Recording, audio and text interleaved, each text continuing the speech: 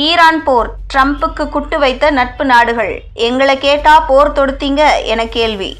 Iran போர் ஒவ்வொரு நாளும் தீவிரமடைந்த வண்ணமே இருக்கிறது. 3வது வாரமாக இருதரப்பும் தொடர்ச்சியாக தாக்குதல்களை நடத்திய வண்ணம் இருக்கின்றன. ஈரான் போர் காரணமாக வளைகுடா நாடுகளிலிருந்து சரக்கு கப்பல்கள் மற்றும் எண்ணெய் கப்பல்கள் வெளியே வர முடியாமல் அங்கேயே சிக்கி தவிக்கின்றன. இது உலகம் முழுவதுமே கச்சா எண்ணெய் சப்ளையில் பெரிய பாதிப்பை ஏற்படுத்தியிருக்கிறது. போர் தொடங்கிய முதல் ஒரு வார காலமாக இதன் தாக்கத்தை உலக நாடுகள் பெரிய அளவில் உணரவில்லை. ஆனால் 2வது வாரத்தில் இருந்து இந்தியா, பாகிஸ்தான், இலங்கை என பல்வேறு நாடுகளிலும் பிரச்சினை தொடங்கியது.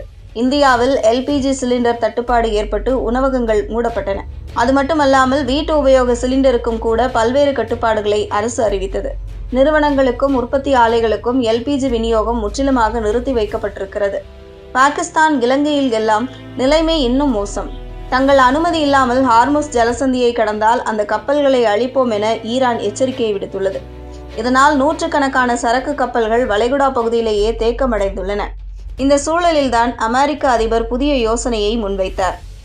அதாவது, ஹார்முஸ் ஜலசந்தியை சரக்கு கப்பல்கள் பாதுகாப்பாக கடந்து வர வேண்டுமென்றால் நட்பு நாடுகள் அமெரிக்காவுடன் கூட்டணி அமைத்து தங்களுடைய போர்க்கப்பல்களை கொண்டு அங்கே பாதுகாப்பு தர வேண்டும் என கூறினார்.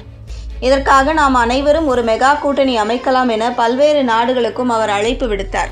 ஹார்முஸ் ஜலசந்தி வழியாக அமெரிக்காவுக்கு எதுவுமே வருவதில்லை. ஆனால் சீனா போன்ற நாடுகளுக்கு 90% கச்சா எண்ணெய் இந்த வழியேதான் வர வேண்டும். எனவே நட்பு நாடுகளும் இந்த ஜலசந்தி வழியே கப்பல் போக்குவரத்தை நம்பி இருக்கும் நாடுகளும் தங்களின் போர்க்கப்பலை அனுப்பி பாதுகாப்பு வழங்கலாம் என தெரிவித்தார். போர்க்கப்பல்கள் மூலம் இங்கே பாதுகாப்பு அளித்து சரக்கு கப்பல்கள் போக்குவரத்தை சரி செய்யலாம் என அழைப்பு விடுத்துள்ளார். ஆனால் இந்த அழைப்பை உலக நாடுகள் நிராகரித்து வருகின்றன. அமெரிக்காவின் கூட்டாளி என்று அழைக்கப்படும் பல்வேறு நாடுகளுமே இந்த திட்டத்தை ஏற்க மறுத்து வருகின்றன. ஆஸ்திரேலியா இந்த திட்டத்துடன் நாங்கள் ஒத்துப்போகவில்லை என வெளிப்படையாகவே அறிவித்துவிட்டது. அதேபோல ஜப்பானும் இந்த அழைப்பை ஏற்கப் போவதில்லை என கூறிவிட்டது. இந்த சூழலில் தற்போது பிரிட்டன் அரசாங்கமும் இந்த திட்டத்தை ஏற்க மறுத்துள்ளது.